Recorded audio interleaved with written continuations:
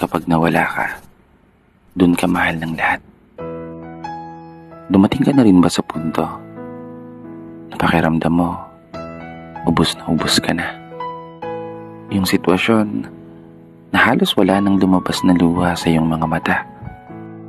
Mga panahon na hirap ka nang makatulog sa gabi. Kakaisip kung kaya pa ba. Oo, kaya pa ba ng sariling pagod na sa dami ng mga problema kong dala-dala.